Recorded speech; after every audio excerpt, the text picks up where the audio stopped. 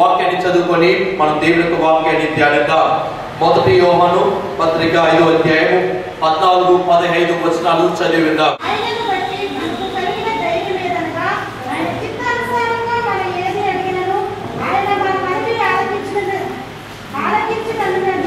దేవుని బిడ్డలారా, ఈ వాక్యాన్ని మీరు చూసినట్లయితే మనం ఆయనని ఏది అడిగినను ఆయన సిద్ధాంతరంగా మనం ఏది అడిగినను ఆయన మనకి చేసే దేవుడిగా ఉన్నాడు. అది మనకు వచ్చిన గొప్ప ధైర్యము, దేవుడు మనకిచ్చిన గొప్ప ధైర్యము అనగా మనము చాలా నమ్మకంతో మనం ముందుకు వెళ్ళడము. ఆ ధైర్యం అనేది ఎప్పుడు వస్తుందంటే మనం చేయగలుగుతాం అనే విషయం బట్టి.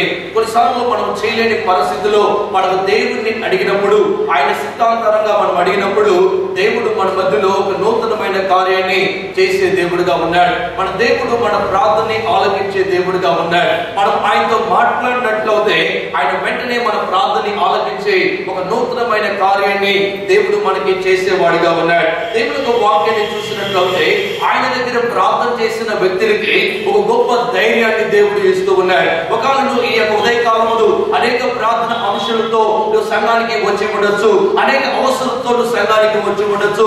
ఒకవేళ బలహీనత కానీ అనేక సమస్యల మధ్యలో, ఇరుకుల మధ్యలో ఒకవేళ ఉదయకాలములు దేవుని సన్నిధానానికి నువ్వు వచ్చి ఉండొచ్చు. కానీ ఈ ఉదయకాలములు దేవుడు నీకు ఒక ధైర్యాన్ని ఇస్తూ ఉన్నాడు. దేవునికి స్తోత్రం. పక్కన వాళ్ళు చూసి చెప్పండి, ధైర్యంగా ఉండండి. హల్లెలూయా. గొప్పగా చెప్పాలి, బలంగా చెప్పాలి, ధైర్యంగా ఉండండి. యేసయ్య నీతో ఉన్నాడు. హల్లెలూయా. దేవుడు మనకి ధైర్యాన్ని ఇచ్చే దేవుడిగా ఉన్నాడు. ఈ వాక్యాన్ని మరలా దేవుడు రాత్రి కాలం ముందు ప్రభా మీ బిడ్డలతో ఏమి మాట్లాడాలని అప్పుడు దేవుడు ఈ వాక్యాన్ని మరలా నా హృదయంలో నాటుతూ ఉన్నాడు. ఏంటంటే నేను మీకు ధైర్యాన్ని ఇస్తూ ఉన్నాను. ఎలాంటి ధైర్యం అంటే నా నామమందు ఏది అడిగినను నేను ఖచ్చితంగా మీకు ఇస్తాను. నా సిద్ధానికి నెరవేర్చడానికి దేవుని సిద్ధాంత ప్రకారంగా మనం ఏది అడిగినను ఆయన చేసే దేవుడిగా ఉన్నాడని ఈ ఉదయకాలం ముందు ఆయన మీకు వాగ్దానము చేస్తూ ఉన్నాడు. ప్రియ దేవుని బిడ్డలారా, ఇక చూసినట్లయితే ఒక ధైర్యము ఎందుకు వస్తుందంటే నేను దేవునితో మాట్లాడానని. ఒక చిన్న ఉదాహరణ చెప్తాను చూడండి. నేను ఒక మినిస్టర్ గారిని కలిసేసి, అయ్యా మా చర్చి దగ్గర ఒక పెద్ద డ్రైనేజ్ కట్టాలండి, డ్రైనేజ్ కొంచెం శాంక్షన్ చేయండి అని చెప్పేశాను అనుకోండి. వెంటనే ఆయన చేసేస్తానని సైన్ చేశానని చెక్ అంటే ఏంటి అర్థము? చెక్ అంటే మనకు విశ్వాసం. చెక్ తీసుకువెళ్ళి బ్యాంక్ ఇస్తే డబ్బులు వస్తాయి అన్నమాట. సో మన చేతిలో ఉంది ఏంటి? చెక్. కాబట్టి ఒక ధైర్యం ఏంటి, మనకు అయిపోయింది పని. చెక్ చేతులు పెట్టుకుని ఏడుస్తూ కూర్చుంటామా? లేదు. మనం ప్రార్థన చేస్తేనే దేవుడు మనకి ధైర్యాన్ని ఇస్తూ ఉన్నాడు. అయితే మనం ఎలాగో ప్రార్థన చేయాలంటే ఆయన సిద్ధాన్ని నెరవేర్చేలాంటి ప్రార్థనని మనము చేయాలని దేవుడి యొక్క వాక్యము తెలియజేస్తుంది. కొంతమంది చూసినట్లయితే పక్కింటి వాళ్ళు గొడవ పెట్టేస్తున్నారని ప్రభు వాళ్ళని నాశనం చేయని ప్రార్థన చేస్తే దేవుడు అలాంటి ప్రార్థనని ఆలకించడు. మనం ఎప్పుడు కూడా ఇతరులకి ఆశీర్వాదకరంగా ఉండాలి కానీ ఇతరులకి హానికరంగా ఉండకూడదని దేవుడి యొక్క వాక్యము తెలియజేస్తుంది. ప్రియమైన దేవుని సంగమా, ఈ యొక్క భక్తుడైన అపోస్తలుడైన యోహాను రాస్తూ ఉన్నప్పుడు ఆయన ఏమి చెప్తున్నాడంటే నేను ధైర్యంగా ఉన్నాను. ఎందుకంటే ఆయన సిద్ధాంతరమైన ఏది అడిగినను నాకు ఇస్తాడు. నా దేవుడు ప్రార్థనని ఆలకించే దేవుడని ఒక గొప్ప నిరీక్షణతో ఈ గ్రంథాన్ని ఆయన రాస్తూ ఉన్నాడు. దేవుని బిడ్డలారా, మన దేవుడు మన ప్రార్థనని ఆలకించే దేవుడిగా ఉన్నాడు. నువ్వు మొరపెట్టినప్పుడు నీ ప్రార్థనని ఆలకించి ఆయన జవాబు దయచేసే దేవుడిగా ఉన్నాడు. ఆయన ఏదో చెవుండి వినలేని దేవుడు కాదు, కన్నుండి చూడలేని దేవుడు కాదు, కాలుండి నడవలేని దేవుడు కాదు, చేయుండి ఆశ్చర్య కార్యాలు చేయలేని దేవుడు కాదు. కానీ ఆయన జీవం కలిగిన దేవుడే ఉన్నాడు. ఈ ఉదయకాలం ముందు ఆయన నీతో మాట్లాడుతూ ఉన్నాడు. నువ్వు ప్రార్థన చేసినట్లయితే వెంటనే ఆయన నీకు ఒక ఆశ్చర్య కార్యాన్ని ఆయన చేసే దేవుడిగా ఉన్నాడు. ఒక ఉదయకాలం ముందు నువ్వు ప్రార్థన చేసినట్లయితే దేవుడి యొక్క నూతనమైన కార్యాన్ని, దేవుడి ప్రసన్నతని మన దేవుడి ఆలయంలో నేను చూస్తూ వస్తూ ఉన్నాను. దేవుని బిడ్డలారా, మనకి ధైర్యాన్ని ఇచ్చే దేవుడు, మనం ధైర్యంతో ముందుకు వెళ్ళాలి. వ్యాధి ఉందా? భయపడాల్సిన పని లేదు. ధైర్యంతో ముందుకు వెళ్ళండి. ఎందుకంటే యేసయ్య మాటని పంపించి నువ్వు ప్రార్థన చేస్తేనే ఆయన మాటని పంపించి నేను స్వస్థపరిచే దేవుడిగా ఉన్నాడు. ఆయన నిన్ను స్వస్థపరిచి యెహోవాను నేనే నీ వాగ్దానం చేసిన దేవుడు. అంత ఉన్నతమైన దేవుడు నీతో ఉండగా నువ్వు ఎందుకు భయపడుతూ ఉన్నావు? నువ్వు ఎందుకు బాధపడుతూ ఉన్నావు? నువ్వు కన్నీళ్లు కానిస్తే ఆయన తట్టుకోలేడు. యేసయ్య నీ దగ్గర ఆయన కనికరముతో నింపబడి ఆయన నీ దగ్గర పరిగెత్తుకొని వచ్చే దేవుడు. అంత ఉన్నతమైన దేవుడు నీతో ఉన్నప్పుడు నువ్వు ఎందుకు భయపడుతూ ఉన్నావు? నువ్వు ఆయనతో ఒక మాట మాట్లాడినట్లయితే వెంటనే ఆయన నీకు జవాబు దయచేసే దేవుడిగా ఉన్నాడు. చూడండి 2 దినవృత్తాంతములు 7వ అధ్యాయం 15వ వచనాన్ని చదివిద్దాం. ఈ స్థలమున చేయబడు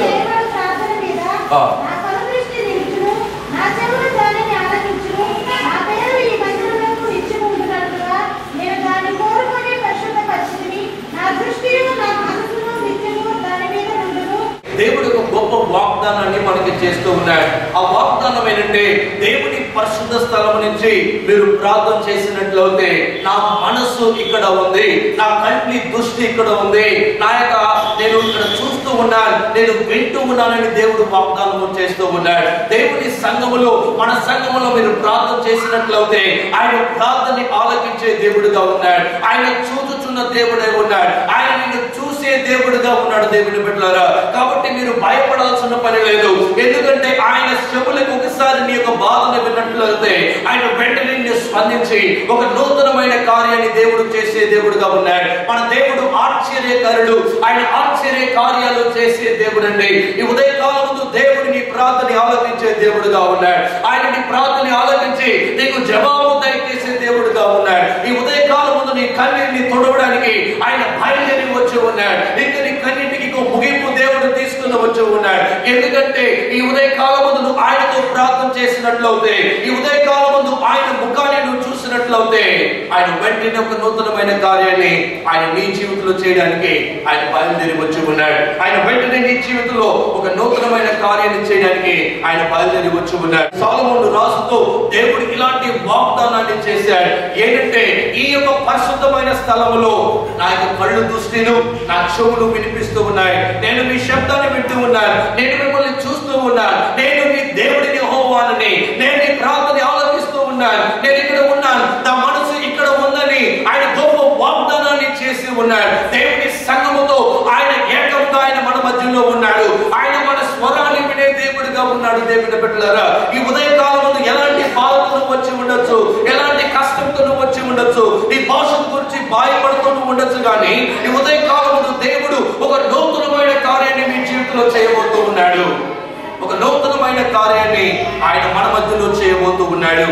ఈ రోజే నీ జీవితంలో ఒక అద్భుతమైన దినము, ఈ రోజే నీ జీవితంలో ఒక ఆశ్చర్యకరమైన దినము.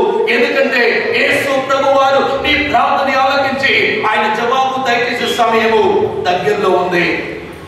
నేను సమీప కాలంలో కొంతకాలం ముందు బెంగళూరు పట్టణానికి వెళ్ళి ఉన్నాను. బెంగళూరు పట్టణానికి వెళ్ళినప్పుడు అక్కడ మందిర్ మాల్ అని చాలా పెద్ద మాల్ ఉంది. అక్కడ చూసినట్లయితే ఆ మాల్ లో ఒక స్పెషాలిటీ ఏంటంటే పెద్ద పెద్ద కొట్టులు ఉంటాయి, చాలా పెద్ద పెద్ద కొట్టులు, పెద్ద పెద్ద స్టోర్ అన్నమాట, చాలా పెద్ద స్టోర్. కానీ ఆ స్టోర్ లో చూసినట్లయితే ఎవరు ఉండరు. నీకు ఏదైనా వస్తువు కావాలంటే ఏ వస్తువు కావాలో ఆ వస్తువు తీసుకోవచ్చు. నీకు ఒక వస్తువు కావాలనుకోండి, అది తీసి నువ్వు ఆ యొక్క బాస్కెట్ ఉంటుంది, ఆ బాస్కెట్ వేసుకోవచ్చు, లేదా బ్యాగ్ ఉంటుంది, వాళ్ళు ఇస్తారు, ఆ బ్యాగ్ తీసుకొని వెళ్ళిపోవచ్చు. అది ఏ మనుషులు వచ్చి బాబు ఇది కొను అది కొను నేను అడగరు, ఏది కావాలని తీసుకోవచ్చు. ఒకవేళ మీరు మోర్ అని మన హై స్కూల్ సెంటర్కి వెళ్ళారు నమలాపురంలో, అక్కడ కూడా మోర్ చూసారు, ఎవరు మనుషులు ఉండరు, నీకేం కావాలో అది తీసుకోవచ్చు. ఒకసారి ఎప్పుడు ఆలోచించారా, ఇంత పెద్ద కొట్టు ఎవరు మనుషులే లేరు, చాక్లెట్లు ఉన్నాయి, చిన్న చిన్న వస్తున్నాయి, పాకెట్లు వేస్తే ఎవరు చూస్తారు అనుకుంటారేమో. అలాగనే ఒక ఆవిడ బెంగళూరులో చేసింది, ఏం చేసి ఒక వస్తువు తీసి బ్యాగ్ లో పెట్టేసుకున్నది. ఎవరు నన్ను చూడట్లేదు అని అటు చూసింది, ఎవరు నన్ను చూడట్లేదు అనేసి ఒక వస్తువు తీసి బ్యాగ్ లో పెట్టేసుకున్నది. బ్యాగ్ లో పెట్టేసుకున్న తర్వాత ఎవరు ఆవిడని చూడలేదని ధైర్యంతో వెళ్ళిపోతుంది. ఆ తర్వాత ఏమి కూడా కొనలేదు, ఆవిడ బయటకు వచ్చేసింది కొట్లో నుంచి. ఆ తర్వాత ఏంటి బాబు ఈవిడ తీసుకున్నది కానీ ఎవరేంటి పట్టుకోలేదని నేను కూడా ఆలోచిస్తూ ఉన్నాను. కొంతసేపు అయిన తర్వాత ఏమైంది తెలుసా, 4 కుర్రోళ్ళు వచ్చారు, టై వేసుకుని వచ్చి ఆవిడ పట్టుకున్నారు. అమ్మ దయచేసి మీరు తీసుకున్న వస్తువు ఇచ్చేసేయండి అని చెప్పారు. నేనెక్కడ తీసుకున్నానండి, నేనెక్కడ తీసుకున్నాను అని చెప్పారు. అక్కడ ఎవరు లేరు కదా, అక్కడ ఎవరు నన్ను చూడలేదు, అయినా నేనే వస్తువుని తీసుకున్నాననేసి ఆవిడ కబుర్లు చెప్పేస్తుంది. వెంటనే ఆయన అన్నాడు, మీరు దయచేసి ఇచ్చేయండి అన్నప్పుడు ఈవిడికి చాలా కోపం వచ్చి, నేను న్యూస్ పేపర్ పిలిపిస్తాను, పోలీసుని పిలిపిస్తాను, మీరు వచ్చి నన్ను స్త్రీగా ఉన్నాననేసి నన్ను ఇలాగంతా మాట్లాడేస్తున్నారని చాలా కోపంతో మాట్లాడేస్తుంది. ఈ నలుగురు కుర్రోళ్ళు చెప్పారు, దయచేసి ఒకసారి మా గదిలోకి రండి అన్నారు. ఆ గదిలోకి వెళ్ళినప్పుడు చాలా టీవీలు ఉన్నాయి, చాలా రకరకాలైన టీవీలు, చిన్న చిన్న సీసీ కెమెరాలు కనెక్ట్ అయిన టీవీలు ఉన్నాయి. ఆ టీవీల నుంచి ఒక టీవీ నుంచి బాబు ఆ వీడియో ఒకసారి వేయని చెప్పారు. ఆ వీడియోలో చూస్తే ఇప్పుడు చక్కగా బ్యాగ్ నుంచి ఆయన వస్తువులు తీసి ఇలా బ్యాగ్ వేసింది అక్కడ కనిపిస్తూ ఉంది. అప్పుడు అన్నది, అవునండి నేను తీసుకురాని ఆడిచ్చేసి సారీ అని చెప్పి బయటకు వచ్చేసింది. ఎందుకు చెప్తున్నానంటే, ఒక సాధారణమైన ఒక కొట్టులో మనుషులు లేకుండా మెయింటైన్ చేసేటప్పుడు భూమిని పునాదులు వేసిన నా దేవుడు, మన దేవుడు, ఆయన ప్రతి మానవుడు కన్నిటిని చూస్తూ ఉన్నాడు. నువ్వు కన్నీటితో గదిలో ఏడుస్తూ ఉన్నప్పుడు, ప్రలాపిస్తూ ఉన్నప్పుడు, నాకు ఎవరు కూడా ఆదుకున్నట్లేదే, నా కన్నిటిని ఎవరు చూడట్లేదే, నా భవిష్యత్తు ఏమైపోతా, నా బిడ్డలు ఏమైపోతారా, నా భర్త గారికి రక్షణ పొందలేదే, నా భార్య జీవితం ఏంటిలాగుంది, నేను ఏమి చేయబోతున్నాను బాధపడుతున్నావేమో, నిన్ను చూచుచున్న దేవుడు ఆయన. ఆయన ప్రతిరోజు నిన్ను చూచుచున్నాడు. నువ్వు కన్నీళ్ళు కారిస్తే తట్టుకోలేడు. అనేకలు అనుకుంటారు, ఇంత పెద్ద దేవుడు ఆయన ఎలాగ చూస్తాడంటే ప్రతి మానవుడు అన్నప్పుడు, ఒక కొట్టులో, అంత పెద్ద కొట్టులో కెమెరాలో ఒక వ్యక్తి మెయింటైన్ చేసేటప్పుడు సర్వ సృష్టి మానవుని సృష్టించిన దేవుడికి ఇంకా ఎంత జ్ఞానం ఉంటుంది ఎప్పుడు ఆలోచించి చూసారా? సముద్రం కింద దాపున ఆయన కనిపిస్తుంది. ఈ యొక్క యోన సముద్రంలో చేప పొట్ల నుంచి ప్రభువా అని ప్రార్థన చేసినప్పుడు ఆయన కనికరముతో నింపబడి ఆయన మూడో రోజు ఆయన చేపల నుంచి భూమి వేయమని చెప్పిన దేవుడు, సముద్రంలో ఒక చేప పొట్ల ప్రార్థన చేసిన ప్రార్థనని జీవం కలిగిన దేవుడిని యెహోవా విన్నప్పుడు ఆయన ఎంత శక్తిమంతుడని కూడా ఆలోచించి చూసావా? మన దేవుడు అందరిలాంటి దేవుడు కాదు, ఆయన సజీవుడు.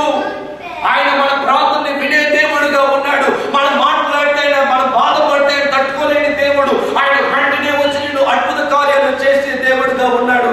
ఈ ఉదయకాలం ముందు నువ్వు ఏ పరిస్థితిలో ఉన్నావో నీ దేవుడిని యెహోవాకి తెలుసు. ఆయన నిన్ను చూచుచున్నాడు, నీ బాధని చూచుచున్నాడు, నీ కన్నీటిని ఆయన చూచుచున్నాడు. నేను అందరూ విడిచిపెట్టినది నీకు విరోధంగా మాట్లాడిన వ్యక్తులను ఆయన చూచుచున్నాడు. నువ్వు ప్రార్థన చేసినట్లయితే వాళ్ళ ముందు దేవుడు నిన్ను హెచ్చించే దేవుడుగా ఉన్నాడు. వాళ్ళ ముందు దేవుడు హెచ్చించే దేవుడుగా ఉన్నాడు. మన క్రైస్తవులకి సమీప కాలంలో చూసినట్లయితే వాళ్ళ విశ్వాసంలో చాలా కోల్పోతూ ఉన్నారు. అన్యుల కన్నా చాలా దారుణంగా దిగదారిన స్థితిలో మన క్రైస్తవులు ఉంటున్నారు. నేను సమీప కాలంలో ఎస్విఆర్ అనే ట్రావెల్స్ లో హైదరాబాద్ కి వెళ్తూ ఉన్నాను. వాళ్ళు ఏం చేశారంటే వెంటనే పాటలు వేసేసారు. వాళ్ళు ఆరాధించే దేవుని పాటలు వేసేసారు. అస్సలు ఆపట్లేదు. దాదాపు అంబాజీపేట దగ్గరికి వెళ్ళే వారు కూడా ఆ పాటలు శబ్దంగా పెట్టేశారు. అసలు ఆశ్చర్యపడాను, ఏంటి బిజినెస్ చేస్తున్నాడు, వ్యాపారం చేస్తున్నాడు, అయితే నేను వేరే మతస్థుని కదా, అయినా ఇలా పాటలు పెట్టేశాడే అని బాధపడ్డాను. అయితే దేవుని పిల్లరా, ఒక అన్యుడికున్న విశ్వాసం కూడా క్రైస్తవుడికి లేదంటాను. వాడికి దేవుడు అంటే తెలవని వాడికి కూడా అంత విశ్వాసం ఉన్నప్పుడు నీకు దేవుడు అంటే ఎవరు తెలుసు, ఆయన ఎంత శక్తిమంతుడని తెలుసు, ఆయన చేసిన కార్యాన్ని బైబిల్ గ్రంథము ద్వారా దేవునితో మాట్లాడాడు. ఆయన నీకు విశ్వాసం లేని పరిస్థితుల్లో ఉన్నావు. సమీప కాలంలో ఒక హోటల్కి వెళ్ళినప్పుడు, ఆ హోటల్ ఉదయకాలం నేను వెళ్ళాను. వెళ్తానే ఆ హోటల్ ఏం చేశారంటే టిఫిన్ కోసం వెళ్తే టిఫిన్ ఇవ్వట్లేదు, ఉండండి అంటున్నారు. ఏంటి అంటే మా యొక్క ఓనర్ గారు ఆయన వాళ్ళు పూజ చేసేవారికి ఇవ్వడండి, ఎవరు కూడా వ్యాపారం చేయడు, ఆయన ₹1 కూడా తీసుకోడు అని చెప్పారు. ఆ తర్వాత అంతా చేసిన తర్వాత సాంబ్రాణి అన్ని చెప్పిన తర్వాత ఆయన పడుకున్నాడు. అలాగే నేలలో పడుకున్నాడు. నేను నమ్మరు, నేలలో ఆయన మంచి బట్టలు వేసుకోడు, పెద్ద వ్యాపారస్తుడు, నేలలో పడుకున్నాడు. సాష్టాంగపడి ఆయన దేవతని ఆరాధించాడు. నాకు అస్సలు పిచ్చి పట్టిపోయింది. నా దేవుడు జీవం కలిగిన దేవుడు, నేను ఎందుకు ఇలా ఆరాధన చేయట్లేదని బాధ అయింది. ఒక సాధారణమైన దేవుడిని ఎవరు తెలవని వ్యక్తి అలాగూ ఆరాధిస్తూ ఉన్నాడు. మొట్టమొదటిగా వ్యాపారం ప్రారంభించక ముందు ఆ దేవతకి వాళ్ళు పూజ చేసిన తర్వాత అందిస్తూ ఉన్నారు. అయితే నువ్వు దేవుని ఆరాధిస్తూ ఉన్నావు, సంఘానికి వస్తూ ఉన్నావు. నువ్వు ఎలాగున్నావంటే నీ జీవితము చల్లని పరిస్థితి లేదు, వేడి పరిస్థితి మధ్యలో తిరుగుతున్నావు. 2 ఓడలో ప్రయాణం చేస్తూ ఉన్నావు. ఒక అన్యుడికున్న విశ్వాసము కూడా నీకు లేని పరిస్థితిలో ఉన్నావు. దిగజారిన పరిస్థితులను జీవిస్తూ ఉన్నావు. నీతోనే దేవుడు మాట్లాడుతున్నాడు. ఈ ఉదయకాలం నీతోనే దేవుడు మాట్లాడుతూ ఉన్నాడు. వాళ్ళకున్న భయం కూడా నీకు లేదు. వాళ్ళకున్న భయం లేదు, వాళ్ళకున్న భక్తి కూడా నీకు లేదని చెప్తూ ఉన్నాను ఈ ఉదయకాలం అందు. వాళ్ళకున్న భక్తి కొన్నిసార్లు ఆయన దేవ యొక్క సమీప కాలంలో మీరు చూసినట్లయితే కొన్ని రకాలైన బట్టలు వేసుకొని తిరుగుతూ ఉంటారు. వాళ్ళు జోడ్లు కూడా వేయరండి, వాళ్ళు జోడ్లు కూడా వేయరు. అంత ఆశ్చర్యంగా ఉంటుంది.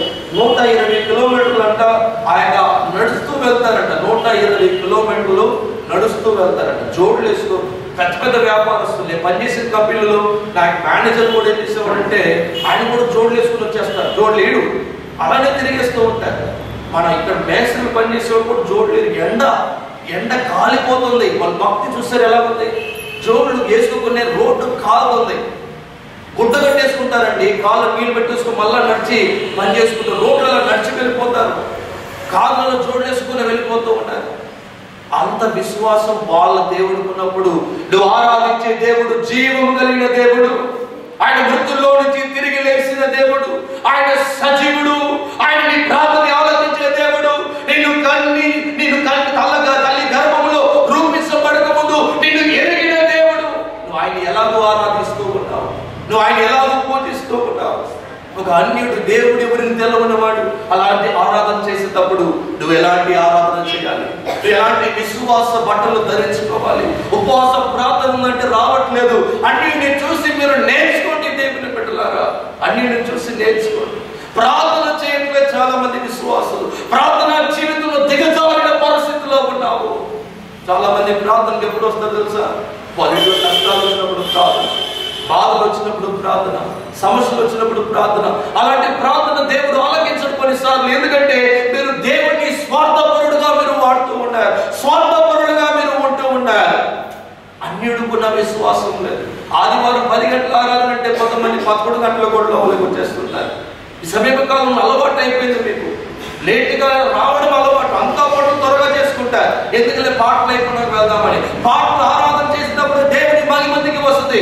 ఆరాధన అయిన తర్వాత ఏం చేయబోతావు? ఇక్కడ వచ్చి నువ్వు దేవుడు నీతోనే మాట్లాడుతున్నాడు. ఉదయకాలంలో ఆయన స్వరానికి నీతోనే మాట్లాడుతున్నాడు. దేవుని బిడ్డలారా, నీ విశ్వాసం ఎక్కడికి వెళ్ళింది? నువ్వు జీవితంలో దేవుని ఆరాధిస్తూ ఉన్నావు. నువ్వు ఎంతో బలమైన విశ్వాసంతో ఆయన ఆరాధించాలి. నీ భక్తి ఎక్కడికి వెళ్ళింది? ఆయన దగ్గరికి ఎలా ప్రార్థన చేయాలి? నువ్వు ఆయన నీ ప్రార్థన ఆలకించే దేవుడు, ఆయన నీకు చూచుచున్న దేవుడు, ఆయన నువ్వు యేసయ్యా అని పిలుస్తున్న పరిగెట్టుకుని అత్తుకునే దేవుడు. అంత ఉన్నతమైన దేవుడు ఉండగా నువ్వు ఏం చేస్తూ ఉన్నావు? దేవుని బిడ్డలారా, చూసినట్లయితే మన విశ్వాసం ఎంత వరకు తక్కువగా ఉందని మనం చూడండి. దేవుని ఉదయకాలం లెక్సి ఆరాధన చేయమంటున్నాడు దేవుడు. ఉదయకాలం లెక్సి ఆయన ముఖాన్ని చూడాలి ప్రతి విశ్వాసి. ఎన్ని గంటలకు నువ్వు లెగిస్తూ ఉన్నావు? లెగస్తూనే దేవుని ముఖాన్ని చూస్తూ ఉన్నావా? ఏసైతే నువ్వు ప్రార్థన చేస్తూ ఉన్నావా? నీ కుటుంబం ఎలాగ రక్షణ పొందుతుంది? నీ భర్త ఎలాగ రక్షణ పొందుతారు? నీ బిడ్డలు ఎలాగ రక్షణ పొందుతారు? నువ్వు దేవుని దగ్గర ప్రార్థన చేయకుంటే నీ కుటుంబం ఎలాగ రక్షణ పొందుతుంది? ఎప్పుడు రక్షణ పొందుతారు? ఇంకా ఎంతకాలం ఇలాంటి జీవితం జీవిస్తూ ఉంటారు? ఇంకా ఎంతకాలం మాయ జీవితం జీవిస్తూ ఉంటారు? ఇంకా ఎంతకాలం ఆదివారం క్రైస్తవులుగా జీవిస్తారు? ఇంకా ఎంతకాలం మోస క్రైస్తవులుగా జీవిస్తారు? యేసు ప్రభు నిన్ను ప్రేమిస్తున్నాడనే విషయాన్ని నేను మరలా నీకు గుర్తు చేస్తూ ఉన్నాను. యేసు నిన్ను ప్రేమిస్తూ ఉన్నాడు. ఆయన నీ స్వరాన్ని వినాలని ఆశపడుతూ ఉన్నాడు. ఉదయకాలం నుంచి రాత్రి కాలం వరకు నువ్వు మాట్లాడతావని నీ వెనుక పరిగెత్తే నువ్వు లోకసుతో మాట్లాడుతున్నావు, మొబైల్తో మాట్లాడుతున్నావు, అందరితో మాట్లాడుతున్నావు, నీ కొరకే కనిపెడుతున్నావు, దేవుడితో మాట్లాడట్లేదు. నువ్వు ఒకరించి ప్రార్థన చేయడం అనుభవం లేని పరిస్థితిలో చాలా విశ్వాసులు దిగదారిన స్థితిలో వెలుగుంటూ ఉన్నారు. దేవుడు మీతోనే ఉదయకాలంలో మాట్లాడుతూ ఉన్నాడు. ప్రియ దేవుని బిడ్డలారా, ఇంకా ఎంతకాలము ఉల్లివెచ్చని పరిస్థితుల్లో మీరు ఉంటారు? మీలాంటి వాళ్ళని దేవుడి ఉదయకాలంలో మాట్లాడుతూ ఉన్నాడు. దేవుడు మీతో మాట్లాడుతున్నాడు. ఈ ఉదయకాలం నువ్వు మోకరించి ప్రార్థన చేయట్లేదు, దేవుడితో మాట్లాడట్లేదు, దేవుని ముఖాముఖి చూసి మాట్లాడిన పరిస్థితిలో ఉంటూ ఉన్నారు. దేవుడు ఎలా మీ కుటుంబంలో ఆశ్చర్య కార్యాలు చేస్తారు. దేవుని బిడ్డలారా, మీరు ప్రార్థన చేయాలి, ప్రార్థన చేయాలి. ఈ సమీప కాలంలో మోడర్నైజ్ అయిపోయింది, చాలా మోడర్న్ అయిపోయింది. ఏమంటే అందరూ కూడా నిలబడి ప్రార్థన చేయడం, కుర్చీలో కూర్చొని ప్రార్థన చేయడం, మోకరించి ప్రార్థన చేయడం. నేను 3 విధాలుగా నేను ప్రార్థన చేస్తాను. ఎలాగంటే కొన్నిసార్లు మోకరించి ప్రార్థన చేస్తాను, కొన్నిసార్లు కుర్చీ మీద కూర్చొని ప్రార్థన, కొన్నిసార్లు నడుస్తూ కూడా ప్రార్థన చేస్తాను. అది నా అలవాటు. కాబట్టి మనకి మనం అప్పుడప్పుడు మనం ప్రార్థనలు ఏకీభవించినప్పుడు మోకరించి ప్రార్థన చేయడానికి మనం నేర్చుకోవాలి. యేసు ప్రభు మోకరించి ప్రార్థన చేశాడు, కానీ ఆయన వేరే రకంగా ప్రార్థన చేయలేదు. మన ప్రార్థనా జీవితాన్ని ధరించుకోవాలి. దేవుని బిడ్డలారా, ప్రార్థనా జీవితం ధరించుకోవాలి. ఉదయకాలము లేవక ముందే, సూర్యుడు లేవక ముందే, పక్షులు పాడక ముందే నువ్వు దేవుడిని యెహోవా ముఖాన్ని చూడడానికి నేర్చుకో. అప్పుడే మన సంఘం ఆశీర్వదించబడుతుంది, అప్పుడే నీ కుటుంబం రక్షించబడుతుంది, అప్పుడే నువ్వు ఆశీర్వదించబడతావు, నీ బిడ్డలందరూ కూడా ఆశీర్వదించబడతారు. నువ్వు ప్రార్థన చేయకుండా ఇంకా నిద్రపోతూ ఉంటే ఇంట్లో తాకలు వెళ్ళి సైతం తీసుకువెళ్ళిపోతుంది. అందరూ విశ్వాసంలో తగ్గిపోతూ ఉన్నారు, ఆశీర్వాదాన్ని కోల్పోతూ ఉన్నారు. దేవుడు నీతోనే మాట్లాడుతూ ఉన్నాడు, దేవుడు నీతోనే మాట్లాడుతూ ఉన్నాడు. మనం ఆరాధించే దేవుడు ఆయన ప్రేమ కలిగిన దేవుడు. ఆయనతో నువ్వు మాట్లాడుతున్నావా? ఎంత ప్రేమ ఆయనకి! ఆయన నీ కోసం ప్రాణం ఇచ్చిన దేవుడు.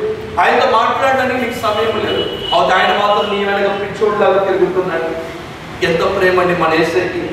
నా యొక్క విషయం ఇవాళ 4 విషయాలుగా మనం యొక్క వాక్యాన్ని మనం నేర్చుకోబోతున్నాం. మొట్టమొదటిగా నువ్వు నీ గురించి ప్రార్థన చేయాలి. చాలా మంది ఏం చేస్తారు, ఊరంతా ప్రార్థన చేస్తారు, వాళ్ళ గురించి ఎప్పుడు చేసుకోరు. కొంతమంది ఇలా అంటారు, ఎందుకైనా నా గురించి చేయడం, అందరి గురించి చేస్తే చాలే, నా గురించి ఎందుకు అనుకుంటారేమో. మొట్టమొదటిగా నీ గురించి నువ్వు చేసుకోవాలి, నీ గురించి నువ్వు ప్రార్థన చేయాలి. నువ్వు మోకరించి నీ గురించి ప్రార్థన చేయాలి, నీ ఆత్మీయ జీవితాన్ని గురించి ప్రార్థన చేయాలి, నీ విశ్వాస జీవితాన్ని గురించి ప్రార్థన చేయాలి. నువ్వు బలమైన క్రైస్తవుడిగా జీవించాలని ప్రార్థన చేయాలి.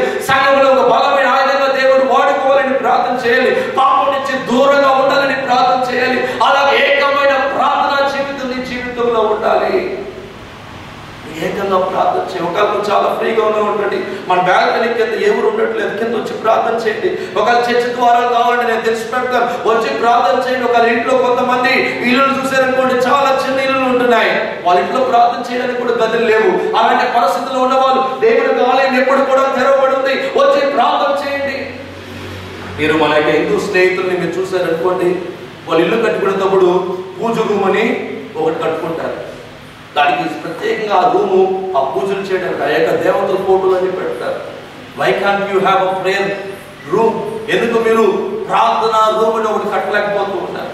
ఆ గదిలో ప్రార్థన, ఒక మోకరించి ప్రార్థన చేయడానికి ఒక గదిగా మీరు ఎందుకు ఉంచలేకపోతూ ఉన్నారు? దేవుడితో మాట్లాడడానికి ఒక గదిగా మీరు ఎందుకు ఉంచలేకపోతూ ఉన్నారు? కొంతమంది అంటారు, అయ్యా మేము చాలా పేదవాళ్ళం అండి, అలాగే ఒక రూమ్ సపరేట్ గా పెట్టలేమంటారేమో. నువ్వు దేవుడిని అడిగినట్లయితే దేవుడు ఒక రూమ్ ఖచ్చితంగా దానికోసం ఇస్తాడు.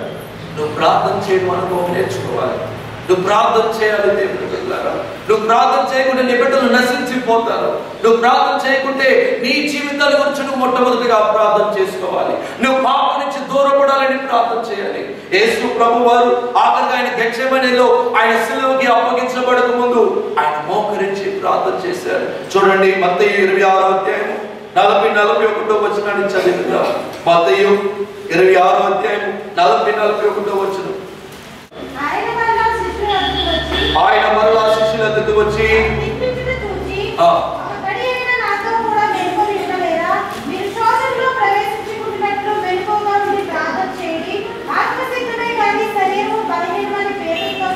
చాలు.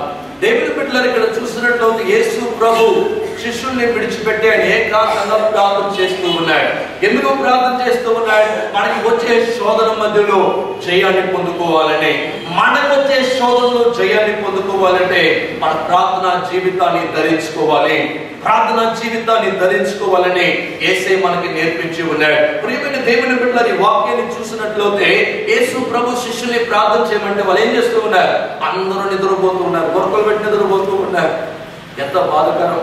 యేసు ప్రభు వచ్చి, పేతురువా, మిగతా వాళ్ళు లెగండి, శోధన కాలం సమీపంగా ఉంది, మీరు మెలకువతో ఉండి గంట సేపు ప్రార్థన చేయలేరా అని యేసు ప్రభు మాట్లాడుతూ ఉన్నాడు. మన దేవుడు వాక్యం ప్రకారం చూసినట్లయితే ప్రతి విశ్వాసి గంట సేపు ప్రార్థన చేయాలి. ప్రతిరోజు గంట సేపు ప్రార్థన చేయాలి.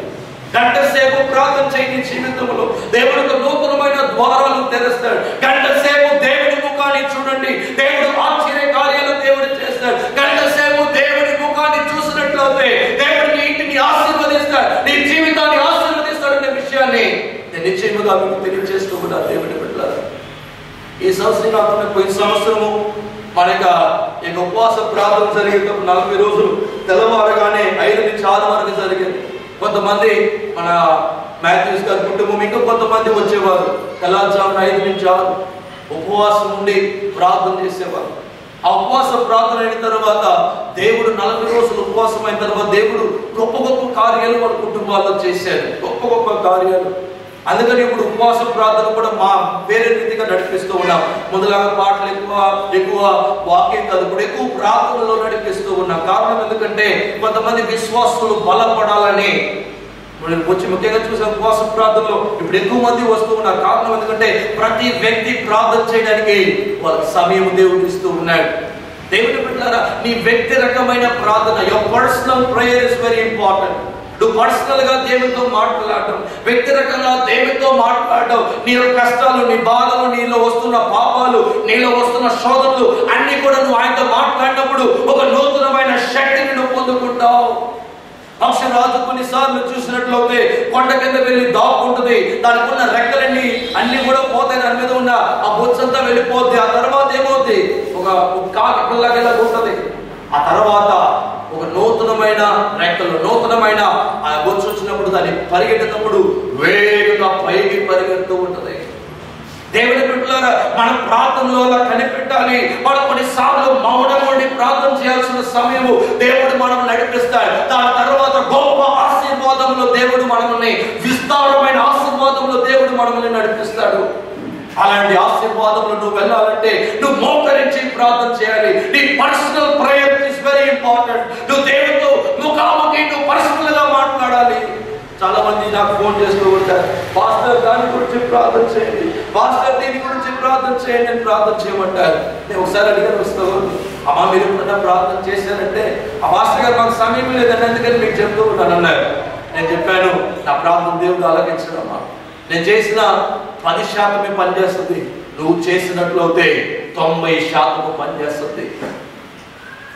దేవుని బిడ్డలారా, చాలా మంది వాళ్ళు చేస్తారు వీళ్ళు చేస్తారని దేవునితో మాట్లాడటం మానివేస్తూ ఉన్నారు. దేవునికి మీకు ఎవరు కూడా మీడియేటర్లు లేరు. దేవునికి మీకు డైరెక్ట్ గా మాట్లాడడానికి దేవుడు కృప దయచేశాడు. ఎవరో ఒక వ్యక్తికి చెప్పేసి ఆ వ్యక్తి వెళ్ళి యేసయ్యకి చెప్పాల్సిన పని లేదు. యేసయ్యా నేను డైరెక్ట్ గా మాట్లాడడానికి దేవుడు ఒక స్వాతంత్రాన్ని మనకి ఇచ్చి ఉన్నాడు. ఆయనతో డైరెక్ట్ గా మాట్లాడడానికి ఒక స్వాతంత్రాన్ని దేవుడు మనకి ఇచ్చినప్పుడు నువ్వు ఎందుకు దేవుడితో మాట్లాడలేని పరిస్థితుల్లో ఉన్నావు? ప్రైమ్ మినిస్టర్ తో మాట్లాడాలంటే ఎంత కష్టం తెలుసా? ప్రైమ్ మినిస్టర్ ఎప్పుడైనా వెళ్ళి మాట్లాడగలుగుతామా? మన చీఫ్ మినిస్టర్ వెళ్ళి మాట్లాడగలుగుతామా? అది యేసయ్యతో మాట్లాడగలుగుతాం. అది క్రైస్తవుడికి ఇచ్చిన గొప్ప శక్తి. యేసయ్యతో ముఖాముఖి మాట్లాడడానికి ఎనీ టైం ఎనీవేర్ అన్నట్టుగా నువ్వు ఎక్కడున్నా కూడా ప్రార్థన చేసినట్లయితే వెంటనే ఆయన స్వరాన్ని వినే దేవుడిగా ఉన్నాడు. వెంటనే నీ వైపు ఆయన చూసే దేవుడిగా ఉన్నాడు. ఆపత్కాలం నువ్వు మొరపెట్టినట్లయితే యాకోబు దేవుడు నీ ఉన్నతమైన కేడముగా ఆయన ఉంటాడని వాగ్దానం చేసిన దేవుడు. ఆయన గొప్ప శక్తిగా ఉండే దేవుడిగా ఉన్నాడు. నువ్వు ఆయన్ని మొరపెట్టాలి. పౌలు ఐగుప్తులో చెప్పబడిన చాలా ఉన్నతమైన సేవకుడు, లోకంలోనే చాలా పెద్ద సంఘాన్ని నడిపిస్తున్న ఒక వ్యక్తి ఒకసారి సమీప కాలంలో ఆయన వ్యాధిస్తుడిగా మారాడంట. వ్యాధిస్తుడిగా బలహీనుడిగా మారుతున్నప్పుడు తన కుమారులు అన్నారంటే, డాడీ రండి జపాన్కి వెళ్ళి ట్రీట్మెంట్ చేసుకుని వద్దాం అని చెప్పి చాలా గొడవ పెట్టారంట. గొడవ పెట్టిన తర్వాత ఆఖరికి ఆయన తీసుకుని వెళ్ళారంట. జపాన్కి తీసుకువెళ్ళిన తర్వాత ఆ చెకప్స్ అన్ని చేసి ఒళ్ళంతా స్కాన్ చేసిన తర్వాత వెంటనే ఆయనకి ఏదో ప్రాబ్లం ఉందని వెంటనే సర్జరీ చేయాలన్నారంట, ఆపరేషన్ చేయాలన్నారంట. అప్పుడు ఆయన అన్నాడంట, వెంటనే చేయలేమండి, 3 రోజులు నాకు సమయం ఇవ్వండి, నేను ఒక వ్యక్తితో మాట్లాడి రావాలన్నాడంట. నేను ఒక వ్యక్తితో మాట్లాడి రావాలి. ఆయనతో మాట్లాడిన తర్వాత ఆయన ఏం చెప్తాడో దాని ప్రకారం నేను చేస్తానన్నాడు. వెంటనే ఆయన జపాన్ నుంచి ఫ్లైట్ తీసుకుని వెంటనే ఆయన కొరియా దేశానికి వచ్చి, కొరియా దేశంలో ప్రేయర్ మౌంటైన్ అని ఒక కొండని, ప్రార్థనా కొండ అని ఒక కొండని పెట్టి ఉన్నారు. ఆయన కొనేసాడు ఆయన సొంతంగా. ఆ కొండ మీద ఆయన ఒక ఇల్లు కట్టుకుని అక్కడ పెద్ద ప్రార్థనా మందిరం ఉంటుంది. అక్కడ వెళ్ళి ఆయన కొరకు ప్రార్థనా గది ఉంటుంది. అక్కడ వెళ్ళి ఆయన ప్రార్థన చేసేదంట.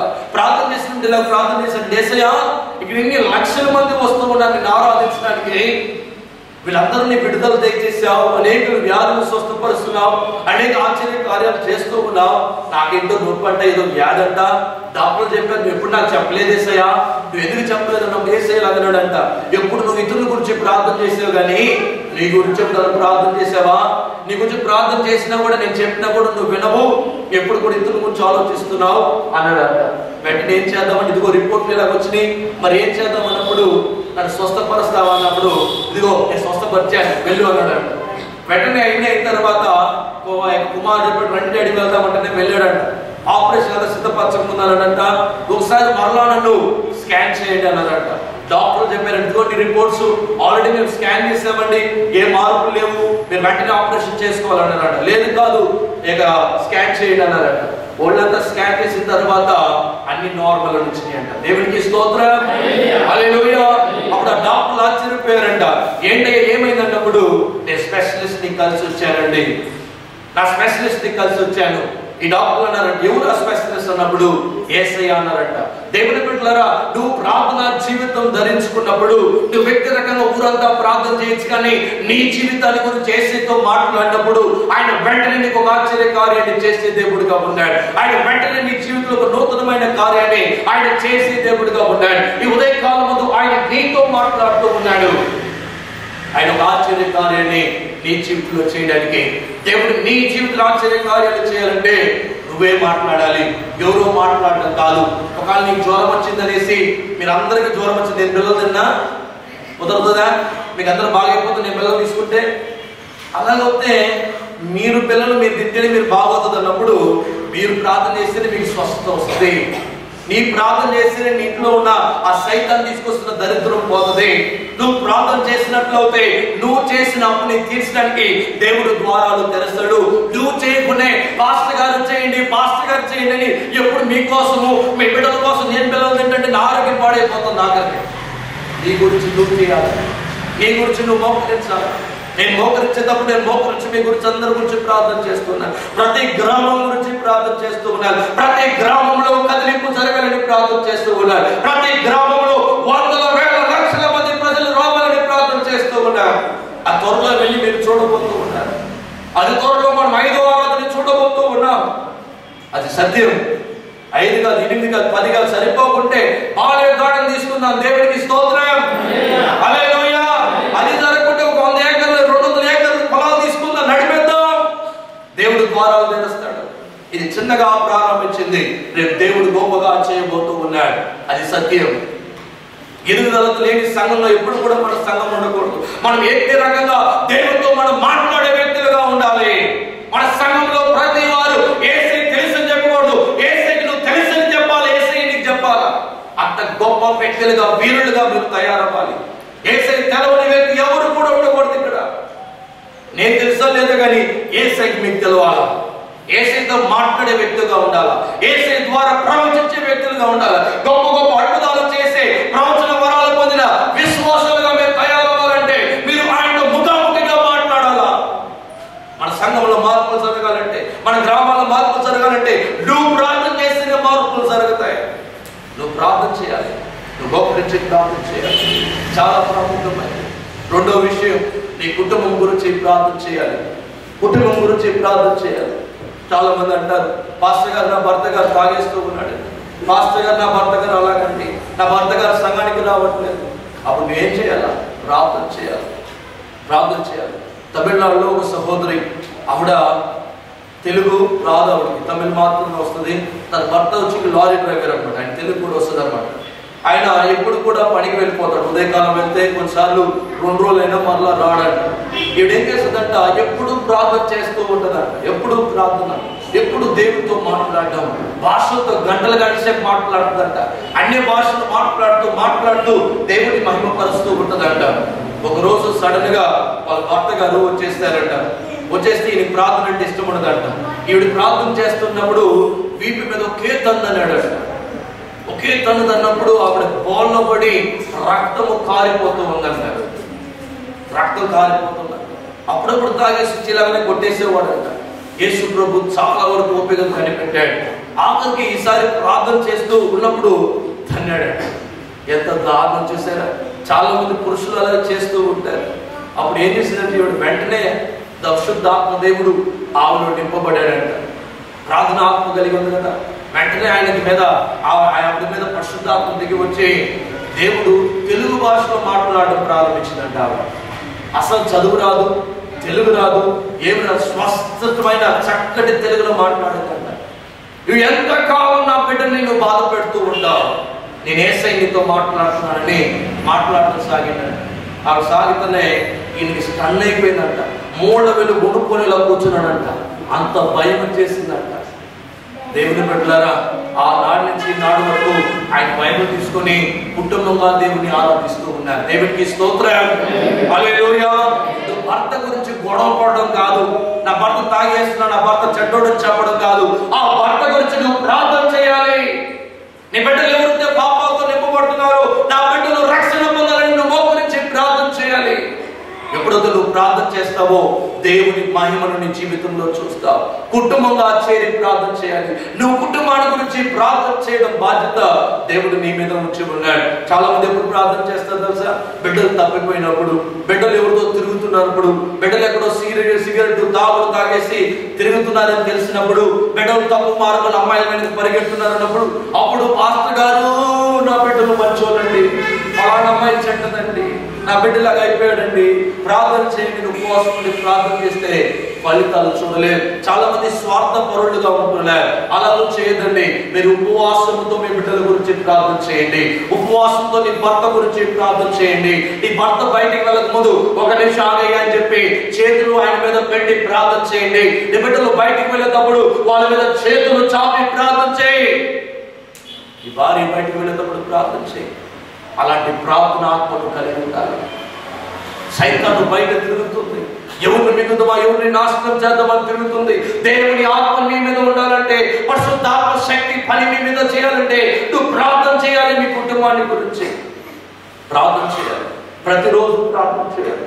నువ్వు ప్రతిరోజు ప్రార్థన చేసినట్లయితే దేవుని మహిమను చూస్తావు. నువ్వు ప్రార్థన చేసినట్లయితే ముందున్న వ్యక్తిలాగా ఉండవు, ఒక నూతనమైన వ్యక్తిగా మారుతావు. ఎందుకంటే యేసయ్యకి నువ్వు తెలుసు, ఆయనకి నీవు తెలుసు. అందుకని దేవుని బిడ్డల ప్రార్థనా జీవితం, కుటుంబంగా మీరు దేవుని ఆరాధించాలి. పాస్టర్ గారి గురించి నాకు నచ్చగా చాలా ఇష్టమైంది ఏంటంటే, ఉదయకాలం లేస్తేనే ఫ్యామిలీగా ప్రేయర్ పెట్టుకుంటారు. ఉదయకాలం బైబిల్ చదివి ఎలా చేద్దాం ప్రార్థన చేసి ఆ తర్వాత మిగతా కార్యక్రమాలు ప్రారంభిస్తుంది. అలాంటి ప్రార్థన జీవితం కలిగి ఉంటారు. మా అమ్మగారు అంటే మా అత్తమ్మ గారు ఉదయకాలం 5 గంటలు లేచేసి ప్రార్థన నడిపిస్తారు. 5 గంటల నడిపిస్తారు. సో ఉదయకాలంలో లేచి వాళ్ళు ప్రార్థన నడిపిస్తారు. పాటలు పాడి దేవుని ఆరాధించి వాక్యం చదివి ఆ తర్వాతనే వాళ్ళు పనిని ప్రారంభిస్తారు. అజల సాయంకాలం కూడా 8-8:30 టైంకి మరలా కుటుంబ ప్రార్థన. ఇలాగ ప్రార్థన చేయడం ద్వారా మన బిడ్డల్ని సైతాను ముట్టడానికి వచ్చినప్పుడు దేవుని ఆత్మ పనిచేస్తుందండి. మీరు ప్రార్థన చేయండి, కుటుంబంగా ప్రార్థన చేయండి. ఇద్దరు పర్వాలేదు, కూర్చొని ప్రార్థన చేయండి. ఒక పాట పాడండి. మీరు ఒక పాట పాడి 2 నిమిషాలు ప్రార్థన చేసి ఒక కీర్తన చదవండి. మీకు తెలుసో తెలవదో, తెలుగు ఎంతవరకు వస్తుందో అంతవరకు ప్రయత్నం చేసి చదివి మీరు దేవుని మహిమపరచండి. అప్పుడు దేవుని ఒక దీవెనలు వస్తాయి. ఒకవేళ ఎవరు రాకున్నప్పుడు కూడా పర్వాలేదు, ఎవరు రాకున్నా పర్వాలేదు, నువ్వు మోకరించి ప్రార్థన చేయి, వాళ్ళే మీ దగ్గరికి వస్తారు. అలాంటి విశ్వాసంగా నువ్వు తయారవ్వాలి. కుటుంబ జీవితంలో అనేక సమస్యలు రావడానికి కారణం ఎందుకంటే ప్రార్థనా జీవితం లేదు. చూసినట్లయితే న్యాయాధిపతులు 13వ అధ్యాయం 8వ వచనంలో చూసినట్లయితే మనోవా దేవునితో ప్రార్థన చేస్తూ ఉన్నాడు. ఎందుకు ప్రార్థన చేస్తున్నాడు తెలుసా?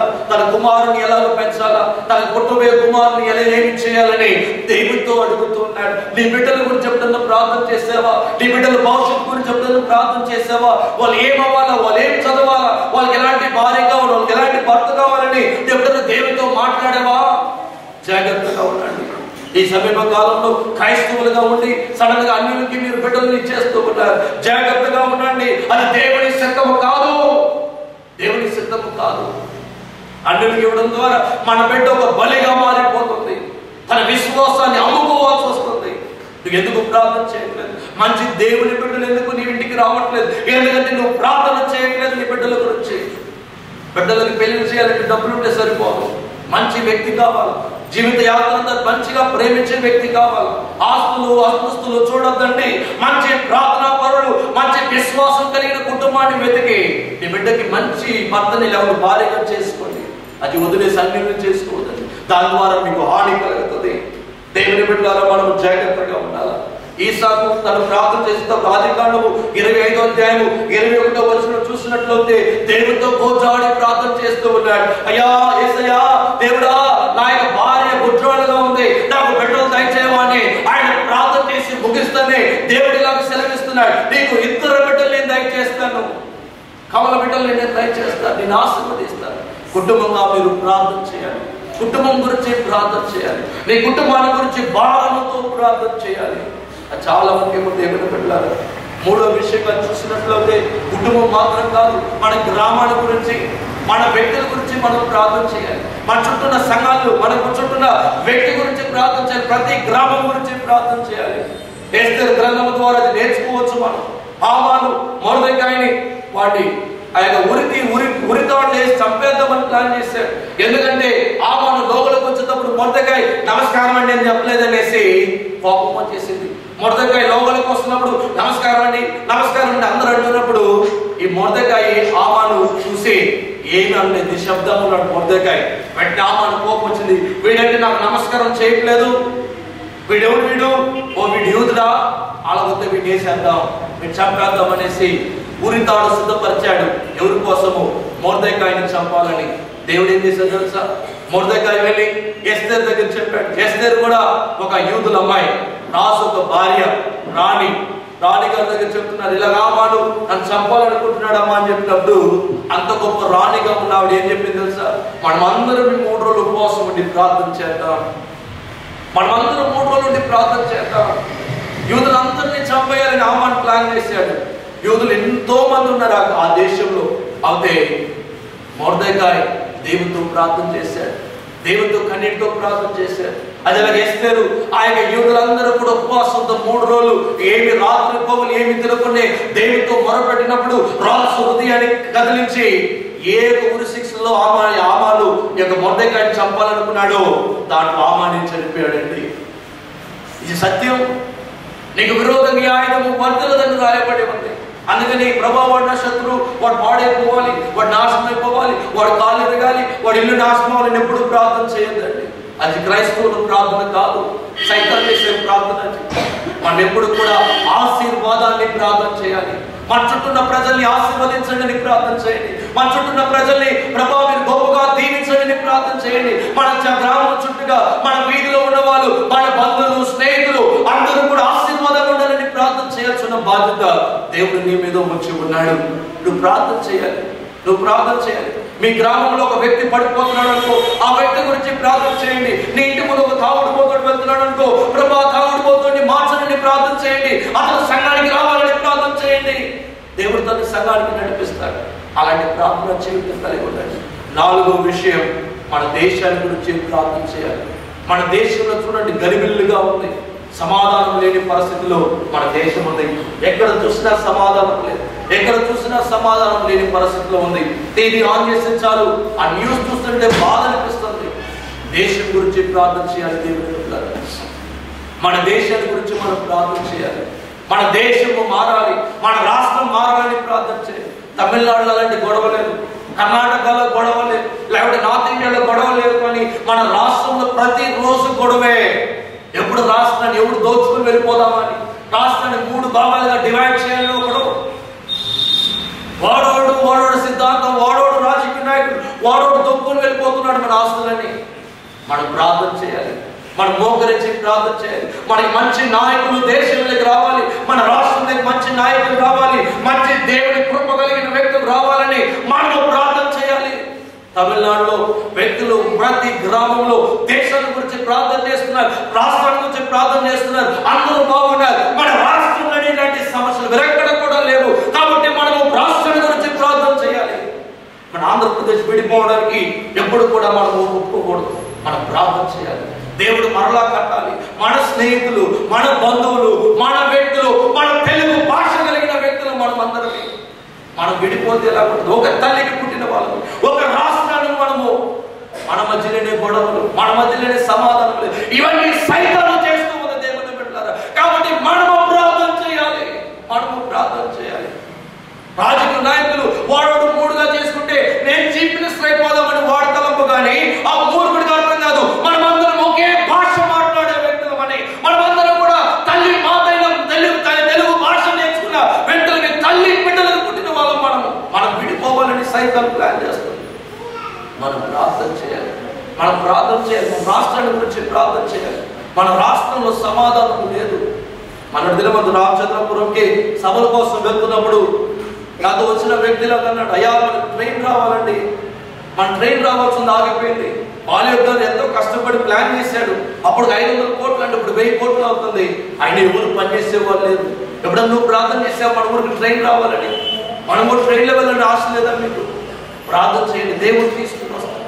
మనకు మంచి మంచి రోడ్లు రావాలి, మన పట్టణం ఆశీర్వదించబడాలని. నేను దినమంతా నా హృదయం చాలా వరకు వేదనగా ఉన్నది. ఎందుకు తెలుసా? నేను మేఘాలు చూసారా, నేను మేఘాలు, ఎంత మేఘాలు, భయమైపోయింది నాకు. అయ్యో ఎంతమంది రైతులు ఆత్మహత్య చేసుకొని చనిపోతారని భయమైంది నాకు. నేను దేవునితో మాట్లాడాను, ప్రభువా దయచేసి ఇప్పుడు సమయం కాదు ఈ వర్షానికి సమయం ఇంకా ఉందేసయ్యా. ఇప్పుడు వర్షాలు పంపిస్తే మా పొలాలు పాడైపోతాయి. దేవుని బిడ్డలారా, ఒక వర్షం ద్వారా అన్ని ధాన్యాలు పాడైపోతే మన అన్నంకి కొరత వస్తుంది. అన్నంకి కొరత వస్తే వెంటనే డబ్బులు పెంచేస్తాడు. ఇక్కడ రైసు మనం తీసే భీము వెలను పెంచేస్తున్నాడు. ఆఖరికి ఎవరు కష్టపడేది? నువ్వు నేనే కష్టపడుతూ ఉన్నాం. కాబట్టి మనం ప్రార్థన చేయాలి. వెంటనే ఆజ్ఞాపించేది, మేఘాలు వెళ్ళిపోండిస్తున్నాము మందు. ఇది సమయం కాదు, మా స్థలంలో రావడానికి సమయం కాదు, ఇది వెళ్ళిపోండి అన్నాను. నాకు వేడైనా పర్వాలేదు, మేఘాలు వద్దన్నాను నేను. మౌనంగా వెళ్ళిపోయింది మేఘాలు. దేవునికి స్తోత్రం, హల్లెలూయా. మౌనంగా వెళ్ళిపోయినాయి. కారణం ఏదో తెలుసా? మన పొలాన్ని కాపాడడానికి మనం ప్రార్థన చేయాలి. దేవుని బిడ్డలారా, మనం ప్రార్థన చేస్తే కానీ దేవుడు ఆశ్చర్య కార్యాలు చేయడు. ఒకవేళ నీకు ఇల్లు లేదంటే నువ్వు మనుషుల్ని వెతకద్దు, అయ్యగారు అమ్మగారిని పరిగెట్టద్దండి, దేవుని దగ్గర వెతకండి. మనుషుల కోసం పరిగెట్టినట్లయితే జీవిత యాత్రంగా మనుషుల కోసం పరిగెడతావు. ఇవాళ నేను ఉంటాను, రేపు నేను లేకుండా పోతాను. అందుకు దేవుడిని పట్టుకున్నట్లయితే ఆయన దిగంతులము సుధాకాలము ఆయన నీతో ఉండి నడిపించే దేవుడిగా ఉన్నాడు. మీరు ఆయన వైపే చూడండి, నా వైపు చూడొద్దండి, నా వైపు చూడొద్దండి. మీరు ఆయన వైపు మాత్రమే చూడాలి. దేవుని బిడ్డలారా, ఆయన నిరంతరంగా మిమ్మల్ని ఆదుకునే దేవుడు. ఆయన కన్నీళ్లు కాచుకోవడానికి కన్నీళ్లు తుడిచే దేవుడు. నువ్వు బాధపడినప్పుడు ఆయన దిగి వచ్చి నిన్ను ఆదుకునే దేవుడు ఆయనే. నువ్వు కన్నీటితో ఉన్నప్పుడు నీ కన్నీళ్లు తుడిచేది ఆయనే. నువ్వు ఆయన వైపు మాత్రమే చూడండి, మానవుల వైపు చూడొద్దండి, ఎవరి వైపు చూడొద్దండి, యేసయ్య వైపు మాత్రమే చూడండి. దేవుడు అలాంటి ప్రార్థన జీవితం ధరించుకుంటావా? నీ గురించి ప్రార్థన చేస్తావా? నీ కుటుంబం గురించి ప్రార్థన చేస్తావా? నువ్వు ఉన్న గ్రామాల గురించి ప్రార్థన చేస్తావా? నీ యొక్క దేశాల గురించి, పట్టణాల గురించి ప్రార్థన చేస్తావా? అది దేవుడు నీ మీద ఉంచిన భారం.